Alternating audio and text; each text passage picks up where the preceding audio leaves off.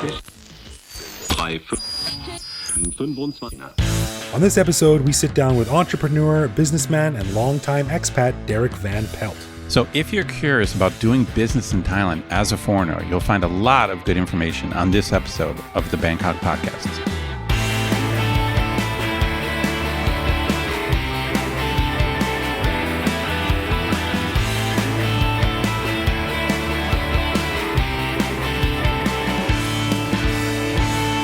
Sawadee krap, and welcome to the Bangkok Podcast. My name is Greg Jorgensen, a Canadian who came to Thailand in 2001 to find the secret to life, the universe, and everything, and can confirm that it is indeed Sisip Song. Cool. Yeah. And I'm Ed Knuth, an American who came to Thailand on a one-year teaching contract 20 years ago, fell in love with the hot season being really, really hot, and the cool season being slightly less hot. So I never left. It's all a matter of perspective, I guess. That's right. Everything's relative. We want to say a quick thank you to one of our patrons, Adam Roach, who supports us at the show shoutout level. Stick around after our interview with Renaissance man and entrepreneur Derek van Pelt to hear why we think Adam should compose a new theme song for the Bangkok Podcast.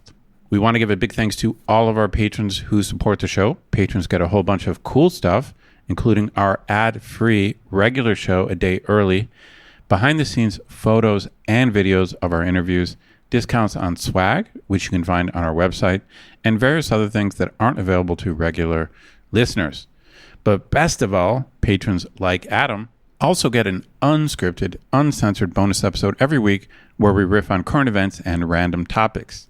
We just finished recording this week's bonus show, and we chatted about how the anti-government protests have started up again, the looming failure or success of the Phuket Sandbox, my visit to the eerily empty Pante Plaza, and a story about how Greg's wife was literally unable to leave their condo this morning. To become a patron, head to bangkokpodcast.com/support. Strange times in Thailand, y'all. No doubt. Yeah. All right. Well, on this episode, we jump back into our discussion about entrepreneurism in Thailand by chatting to a good friend of ours named Derek van Pelt. Now, Derek is a longtime friend of both Ed and I who has had a wide range of experience in a number of business ventures, big and small, during his 20-odd years in the kingdom. He's currently a partner at venture capital and private equity firm Stonelotus Ventures, but has had experience in industries as varied as travel and tourism, high-end motorbikes, and the big bad internet. Derek is truly one of the nicest and smartest guys we know in town, so here is my discussion on business and entrepreneurism in Thailand with Derek van Pelt.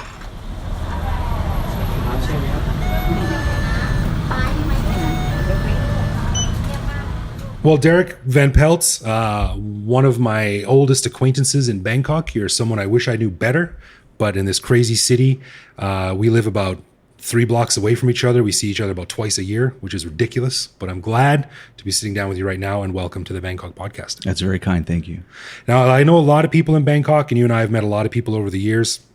And one thing I always say about Derek van Pelt, I'm like, there's a lot of smart people in Bangkok, but there's not a lot of wise people. Derek is a wise guy. No, I don't phrase it like that. I say Derek is a very wise person, because I've always thought that you have really good insights into a lot of different facets of business, of life, strategies and stuff like that. You're looking quizzical. You're looking like you don't believe me, but it's true. And I really appreciate all the advice and insight you've given me over the years. So I thought that it would be great to sit down with you and talk about a topic that I know you know a lot about, I don't know a lot about, and one which we get fairly semi-frequent emails from our listeners about, which is coming to Thailand and starting a business, or being an entrepreneur, or being based here while they work on a business somewhere else. So quickly, can you give us a little bit of background? Who are you, where you come from, and what's your main gig here right now? Yeah, great. That's a hell of an introduction. Thank you. I was born in Southern Ontario, in Canada. and spent a few years there, spent a few years in Northern Ontario, moved to the middle of Canada to Saskatchewan, went to university in the States, and then actually came to Thailand. It was supposed to be a 1-year project. I came associated with a foundation. It was a 1-year gig following a good friend of mine, Daniel Fraser, who I believe has been on your show before. Yeah. So Dan Fraser preceded me in 1995. I followed in 97, expecting to stay a year, and it's turned into, 20, 23, 24 years now. So, another one who came here temporarily. yeah, and it's so funny how that works. I haven't really identified why, but it seems like there's two kinds of people. Like if you pass a certain threshold of 2 or 3 years, it seems like you're here for life. Either you do or you don't, and then you're stuck. But I've always had an entrepreneurial bent. When I came, I had a job, as I mentioned. I was working with a foundation. When that was finished, I thought that I would spend a year kind of exploring Thailand and seeing some of the things that I didn't have the opportunity to see in the first year. That was interesting, was fun. I did a lot of traveling and saw a lot of cool stuff. And then I thought, maybe I'll give it one more year and try my hand at business and see if I can make something happen here. And that turned into the third year and the fourth year. And it was after about 4 years that I just said, I think that I'm going to make a go of things here. I think I'm going to, put a stake in the ground and see what I can make of this place.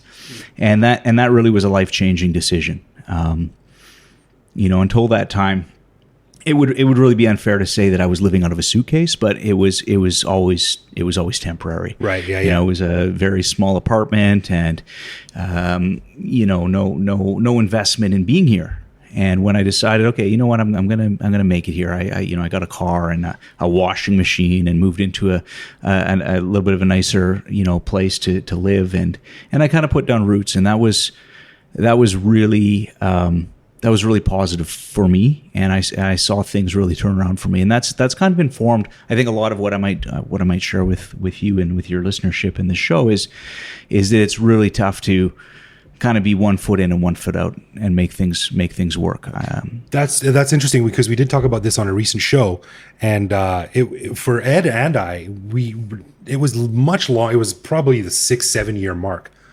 And we never made a conscious, like, okay, I guess I'm going to make a go of it. It was sort of like, well, I guess I'm here for a while. But it was certainly long after the third or fourth year when you said you did it. But for us, it was never like even now, I talk with my wife, like, hey, you think we'll ever go back to Canada one day? But probably coming down on the side of probably never. Yeah. But here's the distinction. I think even, people ask me now, oh, you've been here for 23 years, you must love it. And I kind of look at them, give the side eye a little bit and say, well, yeah, most of the time. But will I be here in a decade? I don't know. And frankly, probably not. But I think the key is to live every day, or live every moment you're fully involved and fully invested in being in the moment. Yeah. That must really give you a good, I don't know. I mean, this is probably a wildly inaccurate metaphor, but you remember when King Taksin invaded some northern city or something like that, and he made his soldiers break all their dishes, and he said, either we take the city or we don't eat. Right. Right. So all I think that's an interesting thing. Like you're like, okay, I'm going to do it. This is my home. Ships. Yeah. And it doesn't necessarily have to be burning the ships, to that extreme, but it's, even if I was going to, if say I was going to spend a year in London, I would go to London and I would jump in with both feet. I wouldn't try to do it as temporarily as I could. I'd say, okay, no, this is a year in London and I'm going to do it. I'm going to do it properly. And I would really advise anyone, and maybe we're getting ahead of ourselves here with this, but if you do want to come to Thailand and you are going to make a go of it, really identify what it is that you want out of your lifestyle and what is important to you in terms of comfort and I think lifestyle, that's the word. What is important to you in that regard? And then don't sacrifice on that necessarily. And there's a big difference between taking a year to travel the world, which, okay, you might do in a different way, and moving to a new country and saying, I'm going to make a go of it. I'm going to make a go of it there. Right. That's good advice, because the thing about Bangkok that makes it such a really interesting and dynamic city to live in is that you can live here on 30,000 baht a month. And a lot of people who are here, like digital Or 12. or 12. Yeah. Okay. Obviously, a lot of people live on a lot less than that. But I'm saying, as a foreigner, when you come here, a lot of people, the digital nomads and stuff like this, they have, live like a king on $300 a month or whatever it is. Right. And they've got a little room and they eat mangoes all day long, and that's great. But other people come here and they're like, I need at least 300,000 baht a month to the bare minimum. Right. So setting your what you want out of your lifestyle in Thailand is an important thing to do. Although it might be hard to do that before you come here. But I don't. Well, I think the thing is you have to identify what's important to you, and really look into your own heart and say what matters to me. Like, if you gain a lot of comfort for me, and people don't believe this, but I'm actually quite an introvert. What? Really? Yeah, I'm happiest on my own. But so for me, I really value a living arrangement that allows me, some space and aloneness. I don't like to be cooped up in a small place where, I might be able to go out and get that energy from the crowd or what have you. So for me, that's very important. So again, that informs this sort of, lifestyle need that I might have. Right. For other people, it's food. I know people that absolutely refuse to eat Thai food. Like, just, not having it. Don't trust it. Worried about getting sick. So, and if that's important to someone like that, they're going to spend a lot more money on, imported goods and right. eating out and what have you. Right. So let's talk about you said you've always had a bit of an entrepreneurial bent. What was your first business in Thailand, and which ones have fallen by the wayside, and which ones have worked out? Well, let's see. My first business in Thailand was silver. I think it started with silver. I was exporting. I realized that Thailand was a bit of a hub for silver, and all down Churong Krong Road and Khao San Road, there's tons of silver shops and silver factories, and I got the idea that I was going to export back to Canada. It was high value. It was dense. At that time, I could get for, if I recall, it was 2,500 baht for, I think, 25 kilograms. In a box via DHL. Oh, okay. I thought you were going to say 2,500 baht for 25 kilograms of silver. No, although, the price of silver, it was, much less than it is today. But either way, it was relatively, you could move a high value of it back to Canada, which is where I was selling to, reasonably efficiently. Right. And I thought this is a no-brainer. So I found some people back in Canada that were, distributors and wholesalers and whatnot. And I bought the product here and shipped it back.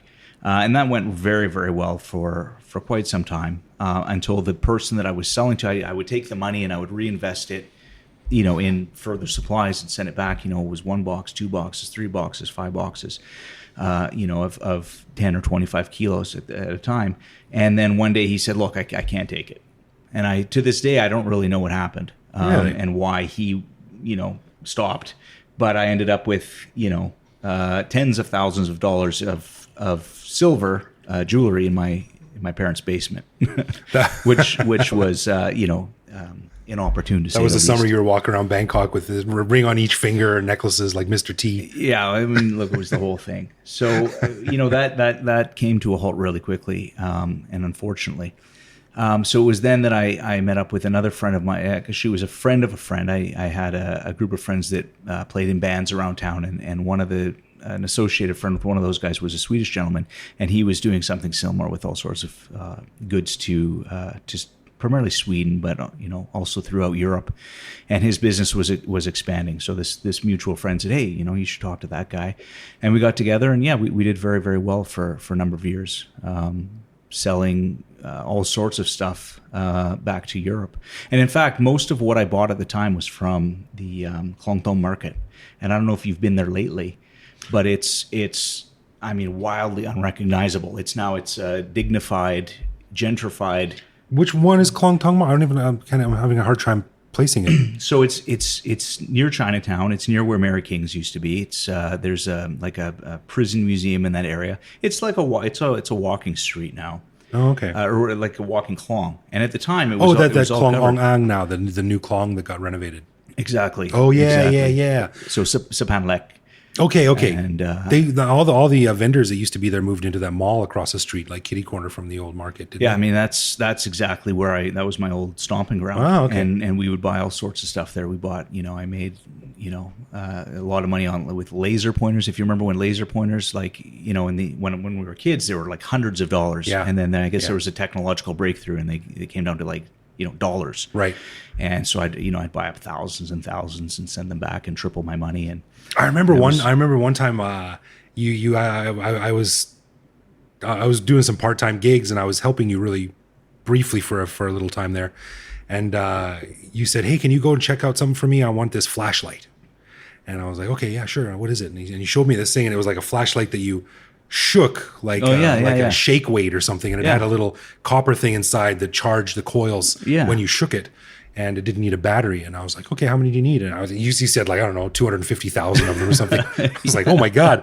And I just wasn't prepared to deal with that type of negotiation and jumping in and research. Yeah, that's exactly the sort of thing. And people say like, oh, what did you export? And I kind of like, I mumble and I cover my mouth and I say a lot of junk, it was, yo-yos and plastic, belts and rubber shoes and calculators and eyeglasses and, all sorts. Laser pointers, those Razor scooters when those came out. And it was always, one of the things that was very fascinating, maybe we're getting off the topic at hand, but just to share, one of the things I found really fascinating at that time was how these things would, and a lot of it, by the way, was made in Taiwan. So it was manufactured in Taiwan, and these Thai traders would buy, containers. I wasn't nearly big enough to deal in the quantity to deal with Taiwan directly.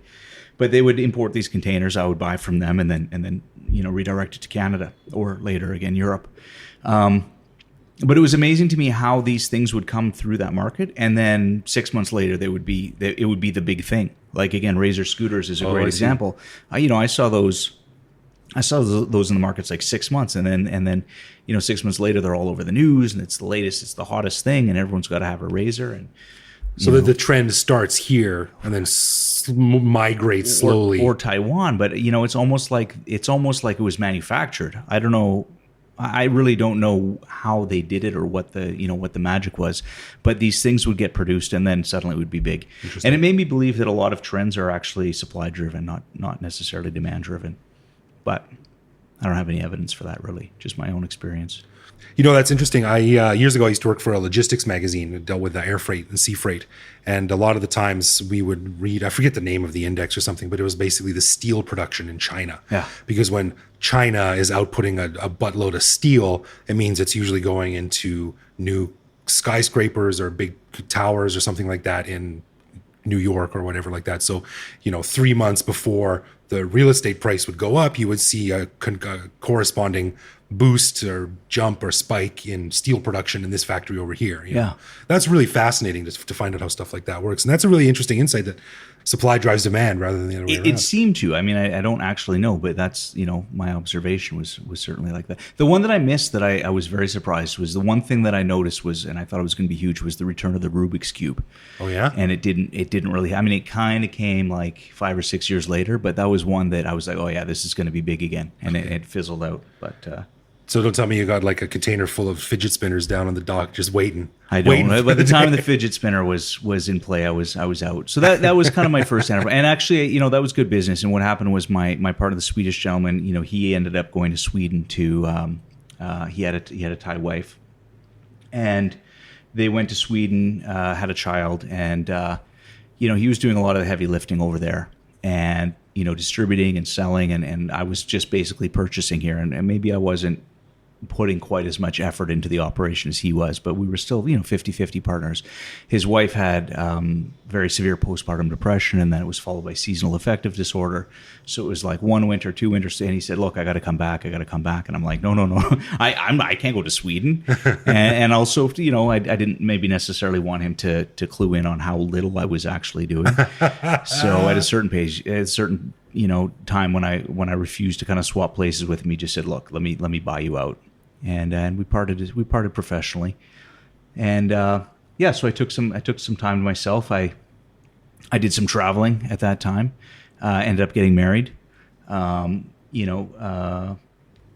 time. And then after I got married, I thought, okay, well, now it's time to buckle down and set up a new business and get into something. And that's when I set up a company called Siam Wheels, which was it was kind of motorcycle touring business.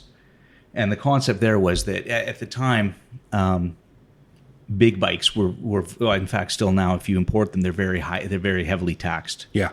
And there's, I mean, Thailand is one of the most beautiful places in the world to ride motorcycles. Beautiful up north. Fantastic. I mean, the whole place is fantastic. The roads are great. The scenery is great. Not necessarily wildly safe, but there's a hotel in every city that's doable.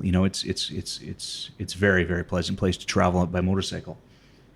So the concept was that there is a large population of people that either, executives that either operate in the region and they come regularly. They're based in Hong Kong or Singapore. They come through regularly that are motorcycle enthusiasts, or people that get posted here. They're posted here for 1 year, 2 years. And for those people to spend, $45,000, $50,000 on a motorcycle to ride at weekends, and they buy it on day one, they're paying full price. When they leave, they got to move it, right? And it wasn't a very let's say liquid market for bikes of that the price. It was it would be very it wasn't efficient financially. So the concept was to set up this membership club of motorcycles where we had all sorts of bikes, and people would buy a membership and then get access to the fleet. And that was okay, but a few things, number one that I discovered very quickly is people weren't satisfied to just use the motorcycles. They wanted me to organize trips for them. And it became a tour company. And I'm like, again, introvert, right? I don't no, please. Like, I like people and, but not... People are great until you have to deal with whole crowds of them who are each demanding for something 24 hours a day for days on end, right? Yeah, That wore on me, and then I my wife became pregnant, and I was newly married, and so on and so forth. So it became less fun, and then around the same time the tax environment changed here. The government made it so that if you manufactured bikes here, they would basically waive most of the taxes. So bikes, big bikes went from being, again, $1.5 million bought, $50,000 down to like $600,000 bought. So, you're talking about Harley Davidson's, Royal Enfields. Harleys came later. I think they do make some here now. But yeah, the first one was I think Ducati was here. They made a monster here, and again, it just changed the market overnight, because not only was it cheaper, but which means that the friction in the buy and sell is lower, but also there's that many more people that are able to participate in that market. So the guy that sells meatball noodles had a Ducati. It's easy to sell a bike. So the value proposition that we had was greatly diminished. So I closed that down. I remember. Sorry to cut you off. I remember I wrote something on Siam Wheels for Big Chili magazine. What was this? 15 years ago, 12 years ago. I can't remember. Not. I mean, it would have been sometime. Yeah, and I went up to your showroom. You had this beautiful showroom with all these amazing, incredible bikes. And you were like, let's go out for a ride. And I am great on like a Honda Sport, whatever they're called, a Honda Squirt or whatever. Harley's is a bit of a different beast. And I remember that was the first time I'd ever ridden a big bike like that. And I got on the thing in your parking lot, and you're like, okay, are you okay? And I turned that throttle about 1 millimeter, and I could feel the power of Zeus between my legs. Don't take that the wrong way. And I'm like, dude, a new feeling for you. Yeah, exactly. Surely. Exactly. I'd never felt that powerful before. And I'm like, no, I'm not going out into Bangkok traffic on 1.5 million baht, whatever it was, worth of Harley. So I sat on the back, so like the girlfriend seat, and you took me around on a wonderful loop around. That was a great day. I mean, we had a good trip. We had a good trip that day. That was fun, but God, those bikes were beautiful. But just it was too much time. For me. It was a good time, and Frank, I loved it. And it was so we wound that company down, and I ended up, getting divorced around the same time. And it was emotionally, I think there was a lot of headwinds for me personally, and business wise and relationship wise. So wound it down, and I think also having children really made me less enthusiastic about riding a motorbike. And I don't really know that there was a moment when I said, well, you know what, this is less for me, but there certainly was. And even now, like I still have a bike. I have a BMW F800 GS that I literally never ride. Like, I haven't been on it in 2 years. Really? Yeah. So let's come back to what happened after that in a little bit. But you said something really interesting just now. What do you have to be ready for in terms of Thailand? Because Thailand can be a crazy place personally. You can meet all kinds of wacky people, men and women, people from all over the world. You can get into situations, relationships that people might not be ready for, they might not be able to handle. I mean, when you come over here as an expat, there's a whole new landscape of personal options and things to deal with. How does that correspond to someone who comes over here to be a business person or an entrepreneur? Do those things mix? Do they complement each other? Are they oil and water? What do you got to watch out for? Boy, I don't know how to answer that question. It's a big one. Yeah, so it's definitely true. Thailand attracts. Thailand's a funny place. It's easy to just get by here for people, as we spoke about earlier, right? I mean, you could literally get by here on $300, $400 a month if you had to. So it's easy to get by if you're satisfied with that sort of lifestyle. It's not a place that attracts, I think, the best and the brightest of what the world has to offer in terms of coming here. I think, there are many more dynamic places in the world. London again, New York, San Francisco, the Bay Area, Hong Kong, very, maybe less so now, but certainly it was the sort of place that would really, attract that sort of person that just, was driven. Thailand's not that kind of place. It's a much more laid back place for better and for worse. So yeah, you do have to, it's something to be aware of. The old saying that you are the average of the 5 people that you spend the most time with. Well, it's tough to find like a gang of really outstanding people, I think, to surround yourself with in this town. Not that they're not here. I mean, there are brilliant people here, both Thai and otherwise, but building a tribe around them is a real challenge. It takes a long time, and something that we were talking about before we were recording. You and I have both been here 20 plus years, and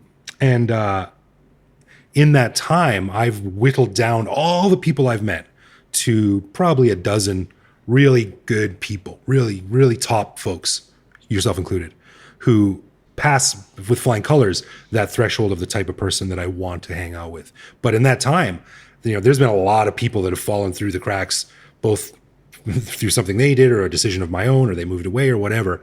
But it's hard to find those really good people without putting in the time. Yeah. In Thailand. Well, and you said it, moving away. There's a lot of really driven people, especially the foreigners, right? Thais are here, but if you're talking about foreigners that are, really switched on, they might come here, through a transfer, work for a big company. Like again, Charlie Rodman, right? Prince of a man, genius.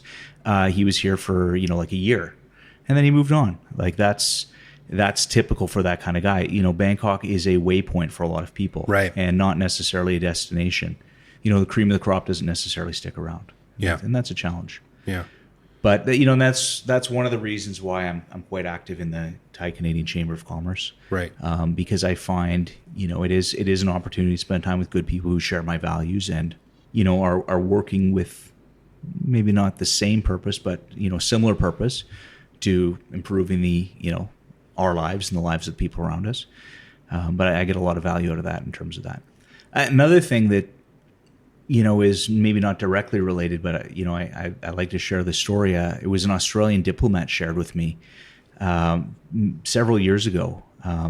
He said, Thailand's a little funny for us because we deal with a lot of mental health issues, and what ends up happening is, a surprising number of mental health issues show up in people in their early to mid 30s. Okay.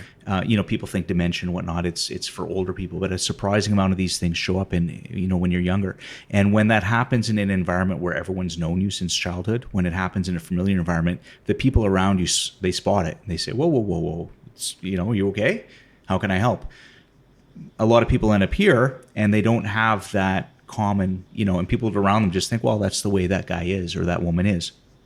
And they don't have that anchor.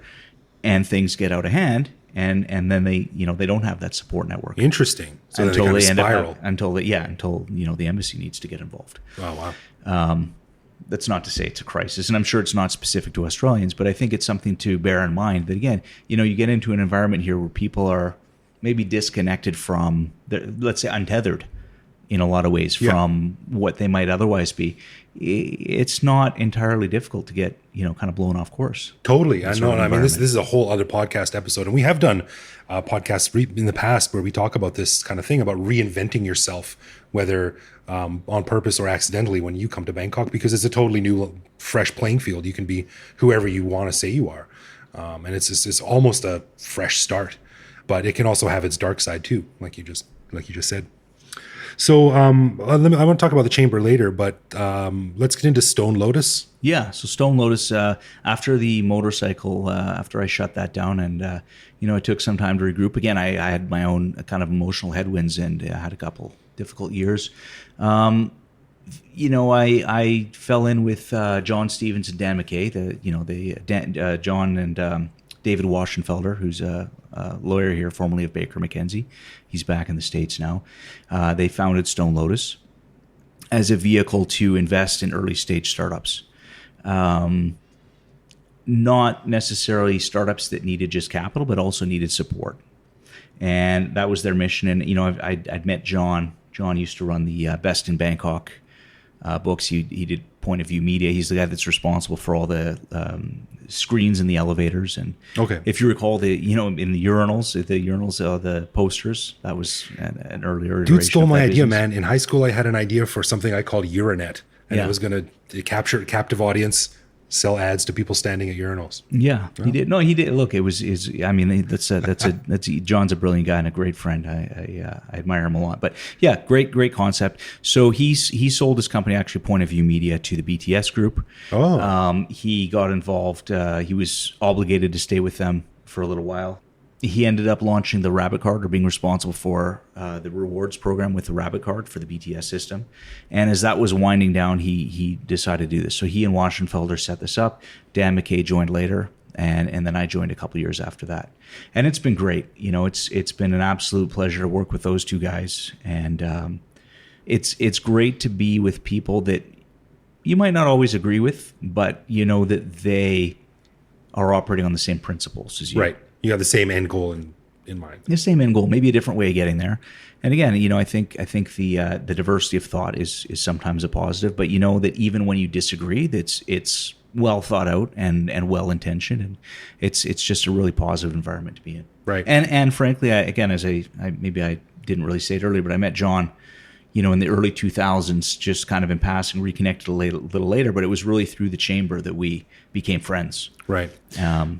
So talking about a specific case then with what Stonelotus does, you got involved with a restaurant that I really, really loved years ago called Dressed. Yeah. Very healthy snacks and meals, salads and smoothies and all this kind of thing. It got rebranded and is now called GetFresh. And big step forward, I think. GetFresh is one of my favorite restaurants in Bangkok. I order from it regularly. Delicious, healthy food. Great website, which is important and so refreshing in Thailand, where 90% of the websites are just steaming turds. So what was that like then, getting into an established business in Bangkok? Yeah, and look, that's a great example of the kind of thing that we look for. And the two founders of that business, Sid and Anshit, are great guys, and they had a vision for what they wanted to bring. They both studied in the States. And they said, look, this is the trend. This is the future. People are becoming more mindful about what they put in their bodies. People are becoming more mindful about how they sustain themselves. And we want to introduce that to Thailand. So they went out and identified this company out of Atlanta called Dressed. And they got a franchise for Thailand and gave it their all. And they really, they really hustled. They realized very quickly that what Dressed demanded of them was probably not going to succeed in the Thai market, and so they made some aggressive early changes, and that's allowed them to survive. All the other Dressed franchises around the world, and I think they were in probably 8 markets. I think like Dubai, Hong Kong, so on and so forth. All of those markets shut down. Dressed itself became defunct, and they continued here. So they said, look, we don't have the scale to get to the promised land, where I think at the time they were at 5 shops, and they realized that they needed to get over this hurdle. So their original investors, the people that had backed them to get there, were like, well, look, we invested, you need to make do and do what you can. So they started looking for outside money. When we found them, we thought, wow, this is really cool. We really like the guys. We really like the concept. We really like the future of this idea in Thailand. And so we got involved. We bought out the original shareholder group. We brought in some new ones. We restructured it. The company rebranded as GetFresh to give a more kind of a more modern feel about what the brand represents. Dressed. Some people thought it was clothing. There's no Thai word for dressed. It doesn't exist as a concept. As it goes to food. Yeah, dressed. I mean, you don't dress a salad in Thai. I mean, it just doesn't. It doesn't really translate. And also it's very salad focused. And I think that what we envisioned for GetFresh was a much more broad based nutrition or sustenance kind of platform. So yeah, it's been going great. I mean, obviously COVID's been very, very difficult for us. But we went from the 5 branches. Now we have 12. Our newest branch is in Bumrungrad Hospital.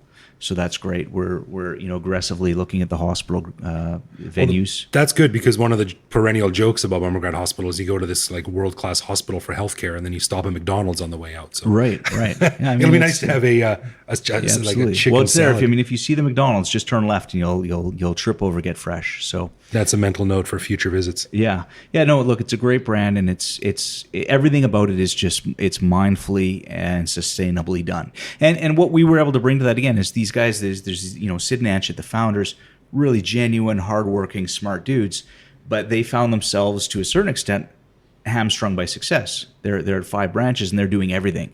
So just to set that aside for a moment and talk about in general what we look for is we look for something that's founder started, that people do maybe get overwhelmed by what they're doing. And there's a certain moment in any organization or any startup that you go from just trying to make it work to, oh no, it's working, and okay, now I have to deal with legal issues and accounting issues and website issues and e-commerce issues and marketing issues and website issues and all these other things that are not what you do. Yeah. But they become immediately necessary. Yeah. And how do you do that? So that's kind of what Stonelotus brings in addition to capital. Interesting. Stonelotus doesn't run a fund. We raise money on a project basis. So when we identify something, we reach out to our pool of investors and raise money on that basis. But yeah, GetFresh has been a great story, and I think we're just getting started. I love it. It's great. Listeners, if you haven't eaten a GetFresh yet, head to the website. Please, getfresh.co.th. And I think, and I can't promise it'll always be there, but if you type in GetFresh20, I think you can get a 20% discount at the at checkout. Yeah. Sweet. I was hoping, you're not even paying me to say it, but I just really like it. That reminds me of. Well, if you were paying me, I would have made it. Thank Greg 20. It's GetFresh20. That reminds me of a commercial that made a very impression on me when I was a teenager, and I don't know why, but it's always stuck with me. And it's about these. This is when the internet was still new. This was late '90s. I remember you telling this story to me before. Really? Am I repeating myself? Oh my God! Well, not to your listeners, but I've heard this story from you before, and I know it was a big moment for you. Geez, we see each other twice a year. I'm already repeating my stories. I have a good memory. But there was some website they set up, and it was and it had a customer counter, and it went. They said, okay, we're live. And the customer counter went 10. And they went, yay, 25, yay, 600. And they're like, oh, 7,000. And they're like, oh no. Crush. What do we do? Yeah, there's a lot of peripheral things that you need to think about. Speaking of that, what's it like managing this type of organization, this kind of enterprise in Thailand's bureaucracy, in Bangkok's bureaucracy, where Thai is not your native language? Your Thai is fairly good, I think. But Thailand is not seen as an easy place to do business, to live. It's expensive. It's got a lot of red tape. It's got a lot of, Tuesday the rule is this and Wednesday the rule is different because it's a different official and he's in a bad mood or something like that. So what's it like doing what you do in that environment? Yeah, you need a lot of patience for sure. And you need to be pragmatic. And just to celebrate the Thais for a moment, I think Thais are probably, and again, it's not always the easiest place to do business, but Thais are wildly pragmatic. It is really, it really is. And when people say, well, should I come do business in Thailand? There's the political issues and there's strife and, it's the economy and it's, on and on and on and on. Thailand has a nickname, Teflon Thailand, right? Yeah. And nothing seems to stick. No matter what happens, we seem to be able to get through it. And I think that's because of the spirit of the Thais. Thais are very resilient, very pragmatic, and very, they will make do with what, the circumstance is. And I think if you want to succeed in this environment, you need to be the same. Yeah, sure, I get as frustrated as the next guy. I used to get much more frustrated. I don't know if it's, age or my divorce or, what has mellowed me, maybe fatherhood, I don't know. But I'm much more at ease with the way that things are now than I ever was before. And it certainly has helped me to, I think, maybe not be a better businessman, but be a happier businessman. Yeah, interesting. Yeah. That is interesting. So let's talk about the Canadian Chamber then. You are right now the president? I am. I was just, I don't know, like re-elected, I guess, for my second term as the president. Okay. You didn't change the rules to appoint yourself for another lifetime? No. That will not be happening. Now, the chambers of commerce here, I never really understood what they were until late into my time in Thailand. I'm not a member. I've never been a member of one. That might change. But why are they necessary, and what do they do? Yeah, that's a great question. Maybe I'll take a few steps back. When I first came to Thailand in '97, really what you did when you came to a country like this was you found your people. Yeah. And at that time, your people were generally your countrymen or your country people. And so I came in '97. That's kind of what you did. You're like, okay, you go find the Canadians. It's the same as university. That's how I met, again, Dan Fraser as one of the Canadians in Texas, right? So you find these people, and I did, and we had a grand old time. At that time, the chamber was very. Let's say it was much more entertainment focused. It was lively. There was a lot of booze. It was a very boozy organization in those days, and I had a great time. But then, as I guess I got busy with life and my own business, I fell away from it. And it was actually with Smiling Albino, because I'm being good friends with Dan and an investor in Smiling Albino. Once they started to grow, they got back into the fold, and it was. In fact, still to this day, when you get a corporate membership at the chamber, you have 3 representatives. So it was Dan, Scott as co-founders of Smiling Albino, and they invited me as a Canadian as well to join them. So my official title when we joined was Smiling Albino Spiritual Advisor. And so I dipped my toe into it, and it was okay. It was fun. It was interesting. You start to get to know people. You see the same faces, and I I never needed anything from the chamber, right? It wasn't, I didn't have to hustle and, make connections and this sort of thing. So for me, it was just kind of going and seeing people that I knew and enjoyed spending time with. And I realized that I got a lot of satisfaction from that, I guess. Okay. I go to these events not to see what I can get, but just to try to put people together and connect people. The chamber, the purpose of the chamber was originally to have a soft place to land. Now, that has changed over time. And now, if you want to come to a new country and find your people, you can find them on Facebook. You can find them on Meetup. And they might not be your countrymen. They might be your yoga people or your, what do you call it, hash house, right? Your runners or your cycling enthusiasts or what have you. Right. So in that regard, the value of the chamber has had to change. And I think that the value that we offer our community now is a fewfold. I think first and foremost, it's just putting together good events. And it really has to be, hey, let's come together, let's have a good time. And it's not the wild party days of the late 90s, but they are fun, they are entertaining, and they're with business people that are here, trying to do business and trying to make the world a better place through business. And that's really what we try to focus on these days, as well as being a conduit to the government, both the Canadian and the Thai governments, in terms of advocating for our members' interests, and also supporting various Thai charities as we see appropriate, to kind of give something back to the community. So does every country have its own chamber here, or most?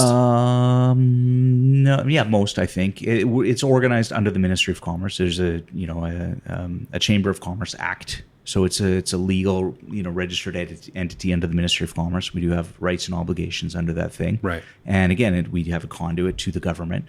So I think, if you came to Thailand, should you join the chamber? Absolutely. Your own national chamber? Absolutely. Do you have to? No.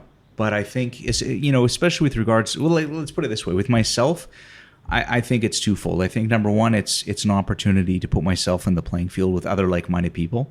And for me personally, it's an opportunity for me to maybe give something back to Canada. You know, as I mentioned, I left Canada. I was 17 when I left Canada. Damn. I never really paid taxes in Canada. So for me, this is kind of a way to pay it forward. I feel very fortunate to have been born in Canada, to have been able to take advantage of the, you know, the education and the safety and the freedom and healthcare that Canada had to offer. This is a way that I can kind of give back. Nice. Well, at the same time, supporting, you know, Thai business. Well, as we're wrapping up here now, when someone says that they want to come to Thailand to start a business, whether it's an online business, making a website, doing digital nomad things, starting a factory to make leather handbags, or coming here to set up a beer bar, whatever it is, what, looking back on your 20-ish years, 25, 24? 97 to 2021. So yeah. Yeah, a long time. I'm not doing the math. More than 20. 24. 24. What are your recommendations? What's your advice, and what's your advice of things to avoid? Yeah, well, that's talk about a loaded question. First, let me ask: do any of these businesses compete with any of mine? Yeah. No. Look, that's a whole kettle of fish. I think let me put it on a different plane. You know, I think that probably most of the people that are communicating with you and saying, "Hey, I'd like to come to Thailand and, you know, I want to set up a business," they probably want to get feet on the ground here and you know, put a stake in the ground. For those that maybe just want to add Thailand to what they're doing, I think you know, one thing that I always say is you need the 3 Ps. You need presence, persistence, and patience. And the presence is by far the most important. I mean, the other two will follow, but presence, you got to be here. You got to be in the game. You can't, it's not, you know, especially as North Americans, business is so, it's relatively easy, right? Like, I mean, for Canadians, we just, the biggest market in the world is on our doorstep. For Americans, the biggest market in the world is also on your, like, it's there. You don't have to hustle. Whereas you compare with the European, like the Dutch or the Belgians, right? They, for 500 years, 1,000 years, they've had to hustle and compete and, you know, go abroad and do these things. Right. So they're a lot more familiar with what it takes to be successful in these sorts of environments. I think for the North American businessman, it's very important to recognize, like, you can't just come in, shake some hands, and then go home and, you know, sign something over fax or email. You really have to be here and build those relationships. Again, that's, I think, where a chamber of commerce can be very useful, because it gives you the forum to get to know people and for people to get to know you. I think the Thai legal system has a bit of a bad rap. I think the Thai legal system's actually not terrible. I think it functions okay, but it's very, very slow. Because of that, you know, most people here, you don't want to have to rely on the legal system. You want to know who you're dealing with. You want to have a relationship with them. You want to be able to look at the whites in their eyes and say, yeah, okay, we're going ahead. And that's why I think that's the biggest reason why people say that, you know, connections and relationships are important here. It's not because it's absolutely necessary, but it sure helps. And it makes both parties recognize, okay, we don't have to, you know, we can sort things out amongst ourselves. So presence for sure. Perseverance, it's not going to happen quickly. I mean, you can't, it's like, you know, it's like shopping for, you know, a business partner or looking for a wife. You can't just say, okay, I'm finding a business partner. And then, you know, like, no, it takes time. It takes effort. It takes developing a relationship. So that's the, you know, patience and persistence. I guess they're both very related to that. Definitely. I think as early as possible, do things the right way. You know. Yeah, I learned that the hard way. Yeah, I mean, I think a lot of people have. You know, I explained about my silver. I mean, you know, in the early days of the silver business, it was cash in hand, and it was whatever. I would buy stuff with cash. I would send it to, you know, I'd pay cash for the DHL. That's not helpful. And I think the sooner that you start doing things properly and make sure that you're accounting for things and you have, you know, you're doing things properly, it's just easier all the way down the line. Yeah. So don't fool yourself into thinking like you're taking a shortcut, because it'll catch up with you sooner or later. 100%. That applies to business and also a lot of personal stuff too. My story was that my passport was confiscated because I took a shortcut and got a fake visa. Or were you one of those guys? Yeah, I remember that. How many right? people ended up in jail over that? Yeah, I'm lucky. I had Yeah. to pay a ton of money. I emptied my bank account. And I got a baby visa that was only good for 2 years at a time for the next little while. Yeah. And I had to build up my street cred with the Canadian government again for them to trust me to give me a full-fledged visa, passport. So yeah, taking shortcuts here. Yeah, really, the lesson I learned the hard way was you're only just hurting yourself. So that's related to one of my favorite expressions, and that is that everything in Thailand is great until it's not. And you'll find people that'll give you advice and they'll say, yeah, just do it like everyone does it. It's like, yeah, everyone does it until it no longer works. And then everyone's in trouble. And then you're fucked. No, it's true. Yeah, you can get away with a lot of stuff here, and you might get away with it for a long time, but sooner or later, the party comes to an end, and it's just not worth it. Totally. Yeah. Not worth it. So, but having said that, I think Thailand's a very dynamic place. The pitch I give to Canadian companies coming here is like, look, Thailand is in the middle of ASEAN. ASEAN is a market of 768 million people. It borders on China and India. That's another 2 billion. 2 billion people. Roughly. So it's nearly 3 billion people in this little corner of the world. We're on the upswing, right? Singapore, similar story, I guess, but a lot more expensive. I think a lot less fun. Thailand's a great place to be, and I think the future is here. That's a great way to end it, man. Canadian Chamber of Commerce online, GetFresh online, getfresh.co.th. Getfresh.co.th, canchamthailand.org, and Stonelotus.asia. Well, man, thanks for sitting down. It's great to hang out. This is a bit less driven by alcohol than I would normally prefer, but this is still nonetheless great to talk. And many thanks for giving us your insights. You got a lot of experience and some good ideas. And yeah, man, continued success. Hope to see you at a CanCham event in the near future. All right, brother. Thank you very kindly, Greg. Thank you.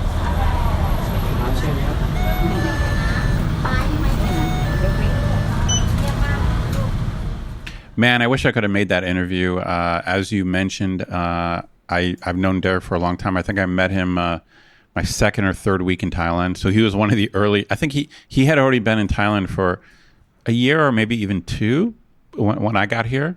So yeah. So he was, even if he just had a year, which I think he had more than a year, he was like an old wise man. He was Yoda. He was one of my early. He was one of my early Yodas that gave me advice as a newbie, Yeah, same. I met Derek in like my first couple of years here, my first year maybe. Yeah. And yeah, he had already been here a little while, and to a 6-monther. Yeah, so it's funny. Like, I guess everything's a matter of perspective, but to me, he has this legendary status because, he spoke some Thai, he'd been here a while, he had a Thai girlfriend, he had all this advice about how to survive here. Yeah. He was like an early version of the Bangkok podcast. He really was. He was a walking podcast. He was a walking podcast. That's a good one. Yeah. Yeah. And it's great that he's still here and we've kept in touch, and he actually lives not too far from me right now. And it's just awesome to see him still being a success and having some really good, wise insights into how things work in Thailand. For sure. Talk about a guy with a lot of stories. I mean, I guess Joe Cummings he's the peak of the peak, but I mean, when we talk about our buddy Dan, when we talk about Derek, I mean, these are guys who even though now, I've been here 20 years, I don't know what he's been here, maybe 22. To an outsider, they might think, oh, there's not much difference. I still think of them as like on another plane.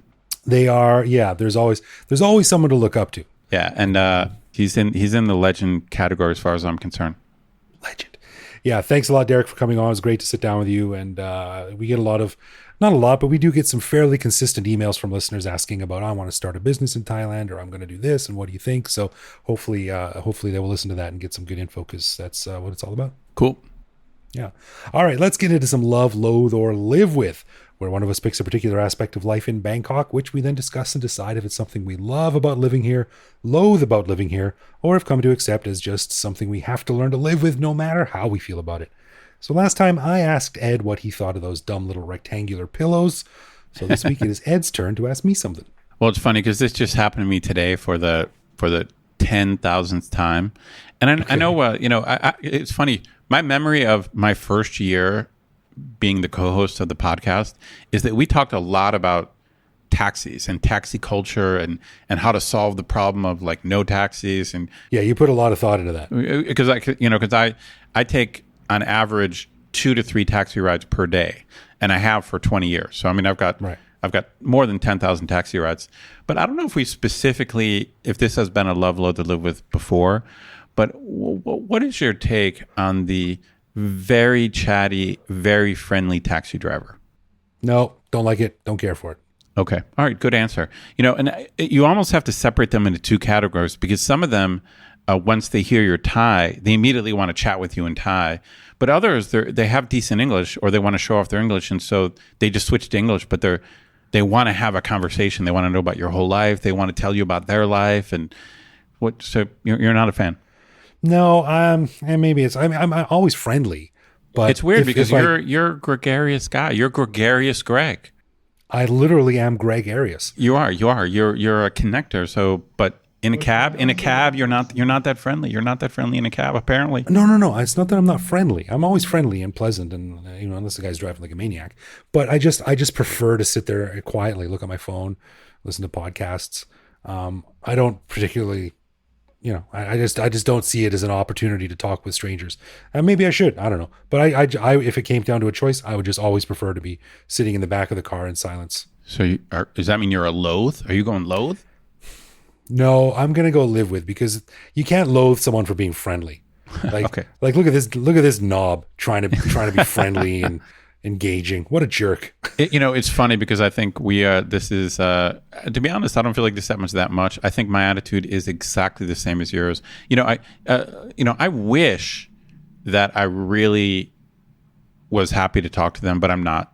I should be happy to work on my Thai. So if they happen to chat in Thai, I should be happy. Like, hey, this is a good opportunity. I should be happy for that. And then in English,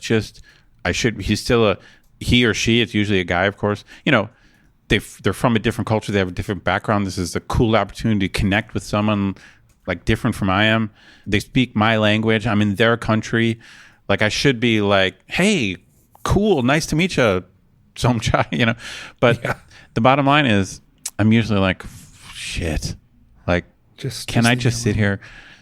I wish I wasn't like that. I really wish, I think we're on the same page here. Like we it's not something we hate, but we just prefer to be there quietly and enjoy our moment of silence. So just take this as a general apology, all the taxi drivers. I'm not sure we have many taxi driver listeners to the Bangkok podcast, but we apologize for our reticence. Our hearts are with you, but we prefer to ride in our cabs in relative silence. It's not you, it's me. That's right. That's a good way to put it. We are sorry.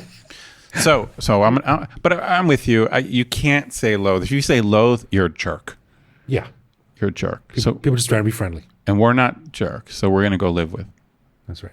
All right. So as we mentioned at the beginning of the show, we'd like to say thank you to Adam Roach for lending us his support at the show shoutout level. Greg, what did you find out about Adam?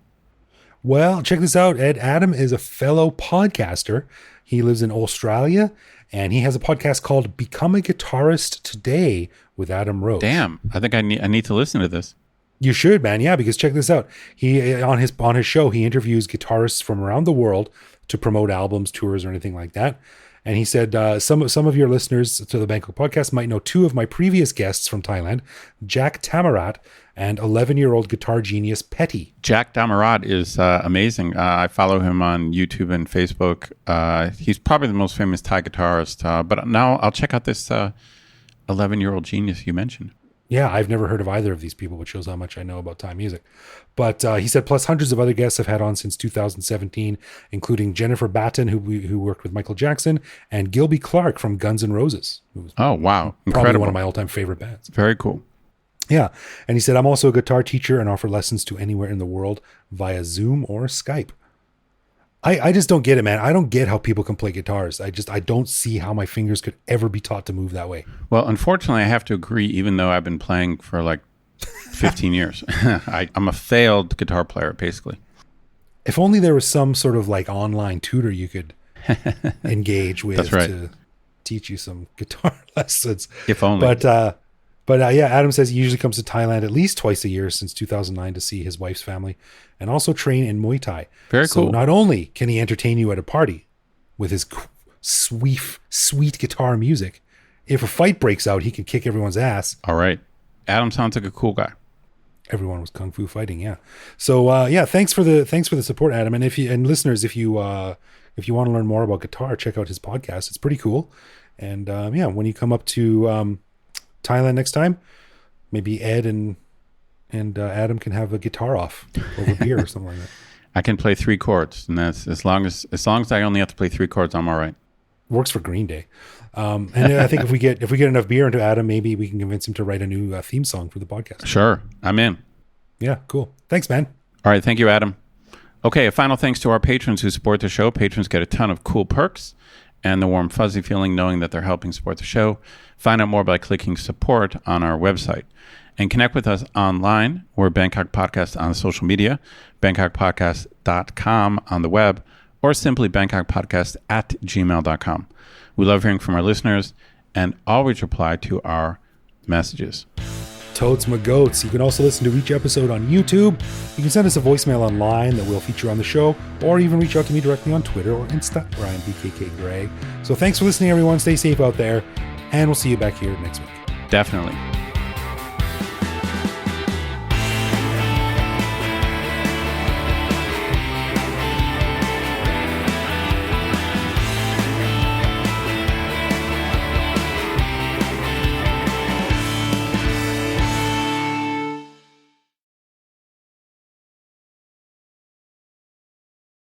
It's the same thing when we went to Guns N' Roses. We were up in like the nosebleed seats, and we saw Derek outside when we went in, and he's like, and he had tickets with us, and he's like, okay, you guys, I'll see you later. And we're like, where are you going? He's like, I'm not sitting up there. I'm gonna go on the floor.